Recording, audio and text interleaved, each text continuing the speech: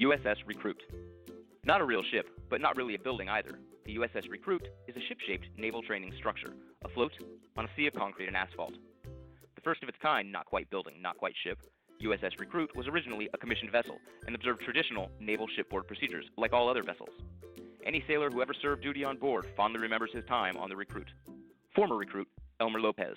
USS Neversail. The USS Neversail.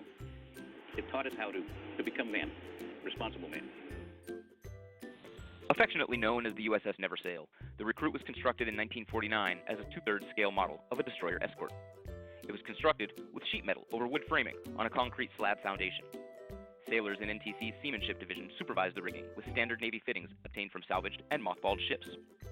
As originally constructed, the second deck was divided into 6 classrooms, the main deck into 3 classrooms and an office, the superstructure deck into an instructor's room, a communications room, and a captain's cabin, and the navigation deck contained the pilot house.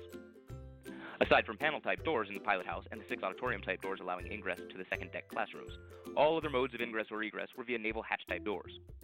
USS Recruit was outfitted with standard Navy rigging such as lifelines, signal halyards, searchlights, and engine order telegraph. The main deck of USS Recruit, replete with mooring lines and cleats, was an exact replica of the main deck on an actual naval vessel. Ordnance included a 3-inch gun located forward of the captain's cabin on the superstructure deck and pointing toward the bow over the main deck. On at least 2 occasions, USS Recruit was modified.